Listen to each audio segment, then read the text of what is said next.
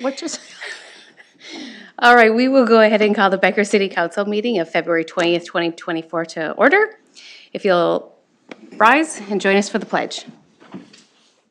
I pledge allegiance To the flag of the United States of America and to the republic for which it stands, one nation, under God, indivisible, with liberty and justice for all.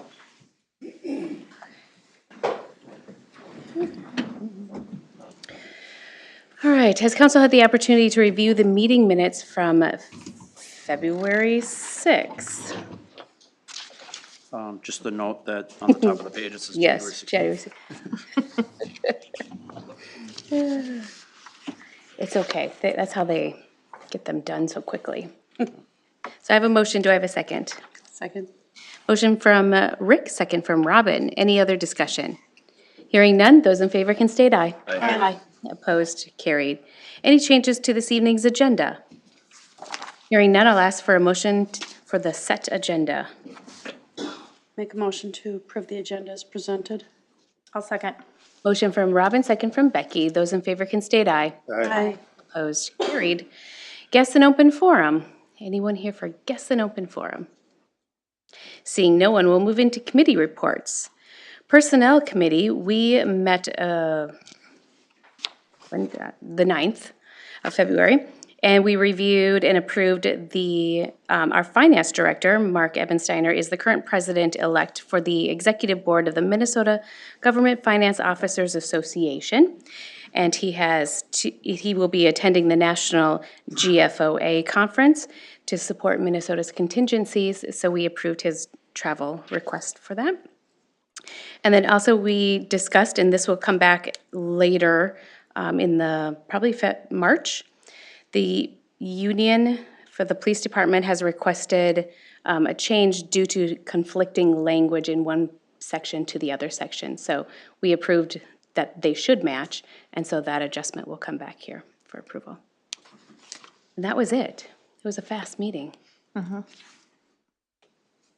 And from personnel, we have our new city clerk with us this evening, Shannon. So welcome, Shannon. How about EDA? EA, we met on February 12th, last Monday. We had a monthly market update on the housing market, and the simplest description is demand is high and supply is low. So you can, and that doesn't seem to be changing. If anything, it seems to be getting worse. Then the rest was we had updates. The first children's finance update. That's the child care initiative that's we're participating in right now. We had an update on that. Update on the Just Transition Fund. We had staff recently attend the EDM conference, Economic Development Association of Minnesota, I believe that is. And then just some other updates on the Becker Business Expo recap, and then there is a Minnesota Housing Homeownership workshop, which the county is spearheading. It's on Wednesday, March 13th. And for more information, you can contact Jessica Bertel at Sheboygan County if that's something you would like to attend there. All right. Do you want me to take Public Works, Mike? You go right ahead. All right, so Public Works, we met last week on Valentine's Day. We discussed that May 18th, so mark this in your calendars. May 18th is Recycle Day from 8 a.m. to 11 a.m., and it'll be at the same location as it has in the past. We also reviewed Public Works Facility Feasibility Study update in regards to some money that is set aside in our CIP for some modifications to the building. And there's more to come on that, but that will be probably March. And then in the water wastewater area, we have on our agenda tonight the storage building for the HVAC. That is on our agenda this evening. And then we also talked about additional well exploration and pump testing over by Well House 4, which is out by that County Road 67, that well house out there. So, how about Excel Energy?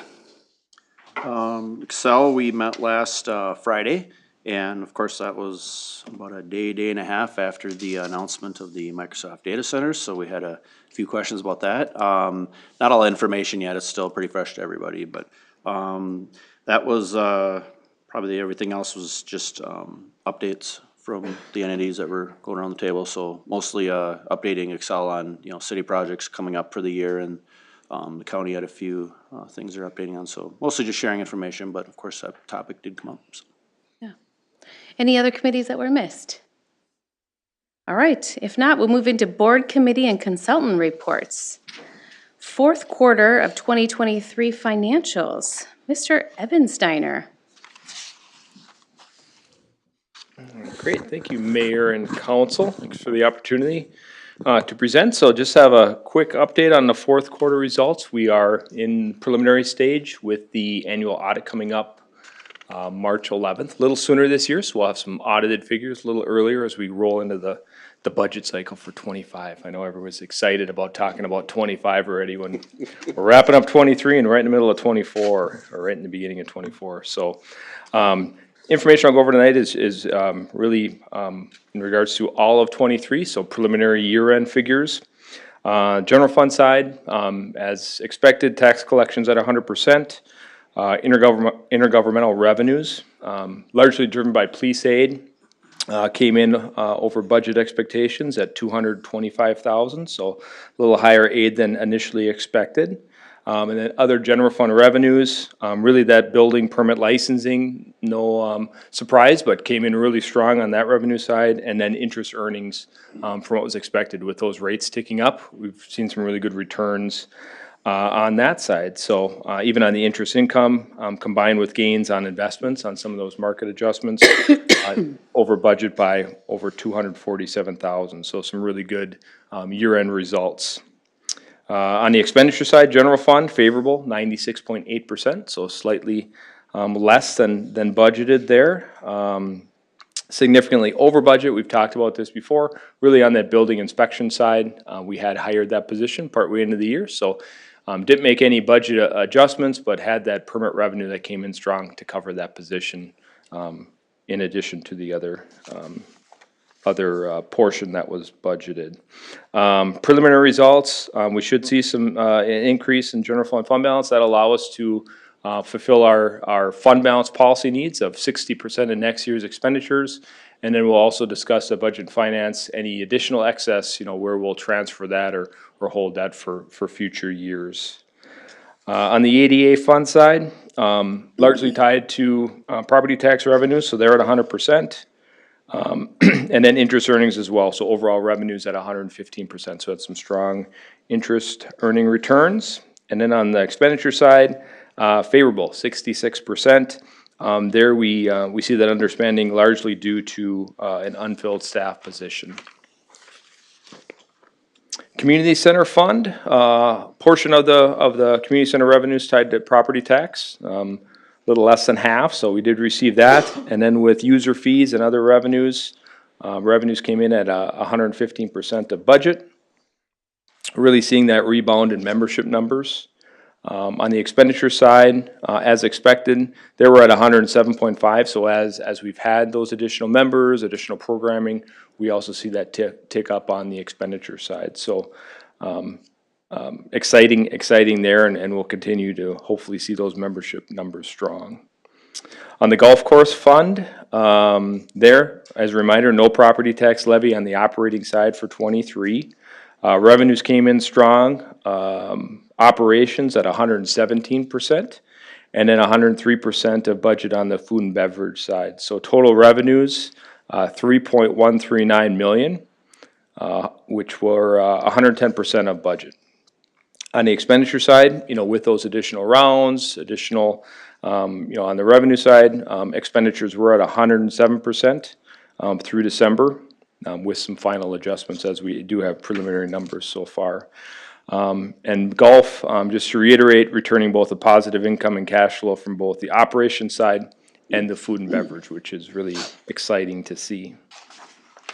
Switching gears to the enterprise funds. On the water fund side, total revenues 112% of budget, and expenses at 78%. Really the underrun on the expenditure side, really due to pushing some capital into 2024. So not necessarily savings, but we'll see that expenditure come through in 24 as we get some of those CIP projects completed. On the wastewater side, there we have the split between the domestic and industrial. So on the domestic side, we did see revenues, utility charges. We had some leachate charges.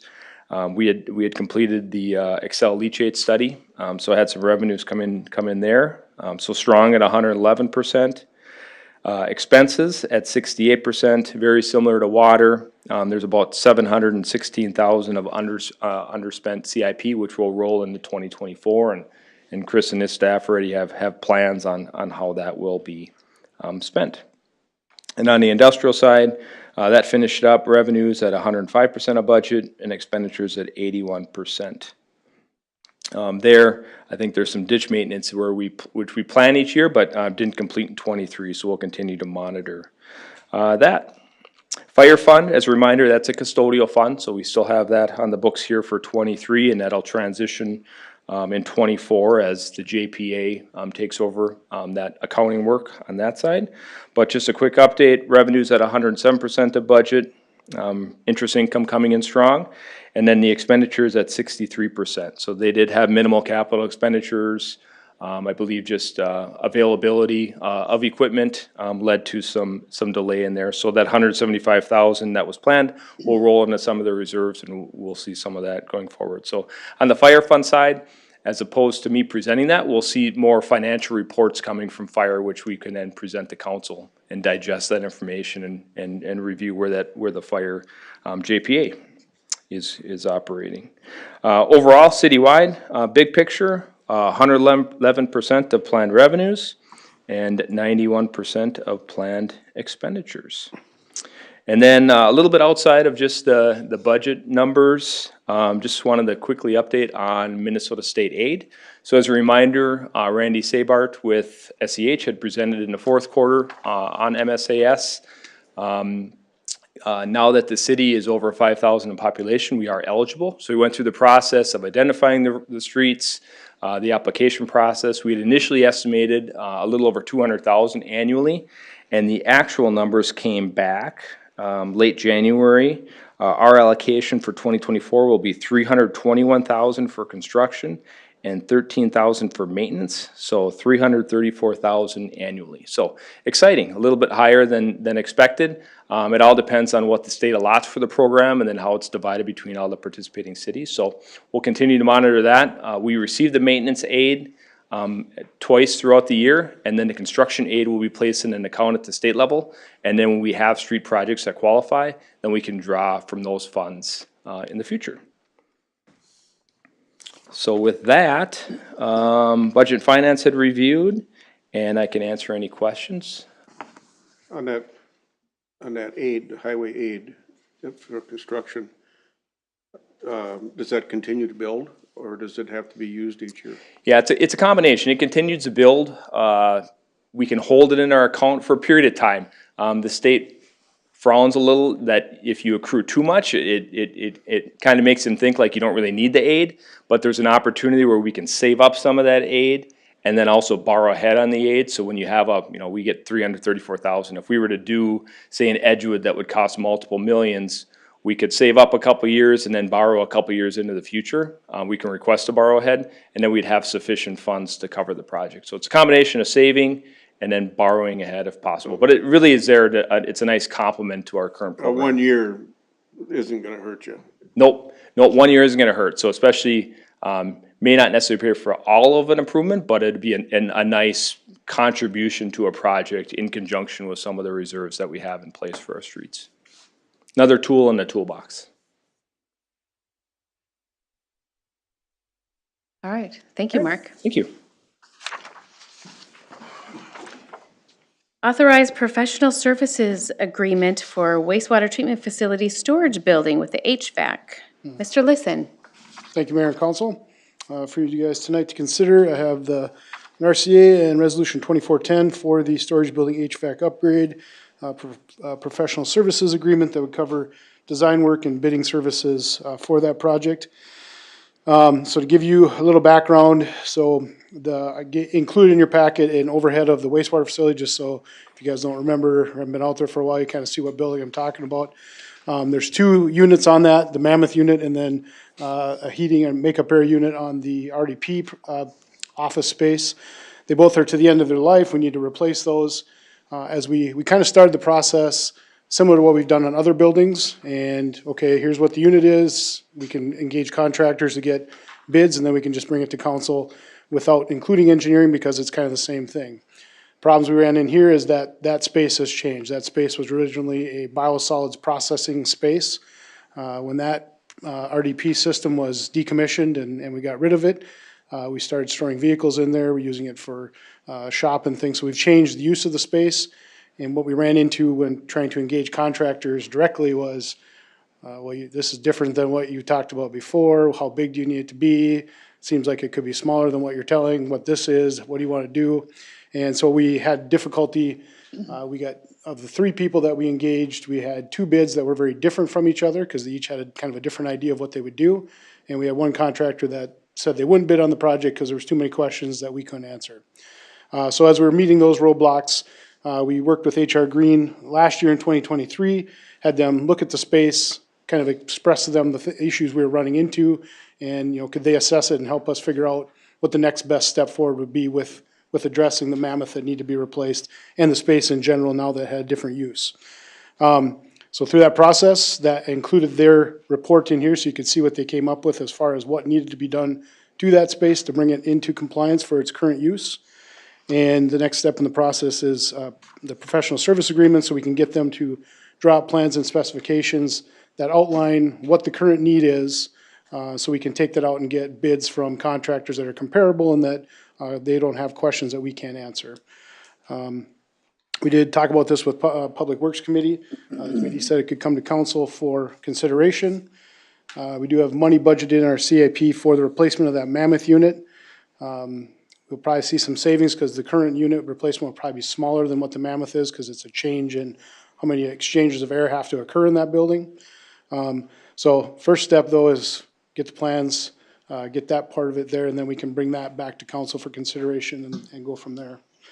What I'm looking for tonight would be a motion and a second to approve resolution 2410 so we can engage HR Green for design and bidding work for the storage building HVAC upgrade for a cost not to exceed the 45.6 that they include in their professional services agreement. And if that, I can answer any questions.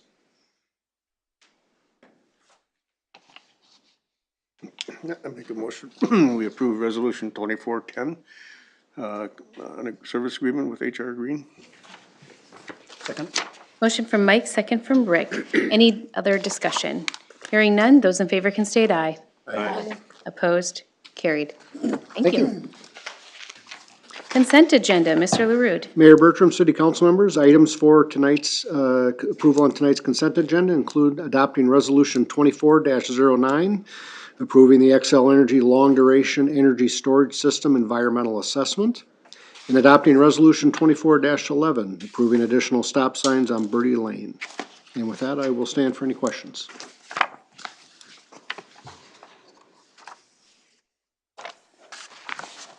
Make a motion to approve the consent agenda. Second. Motion from Mike, second from Robin. Any other discussion? Hearing none, those in favor can state aye. Aye. Opposed? Carried. Payment of the bills. Make a motion to pay the bills. I'll second. Motion from Robin, second from Rick. Any discussion? Hearing none, those in favor can state aye. Aye. Opposed? Carried. Does council have anything else for the betterment of Becker? If not, I'll ask for a motion to adjourn. I move we adjourn. Second. Motion from Mike, second from Rick. Those in favor can state aye. Aye. We are adjourned at 5:19 PM.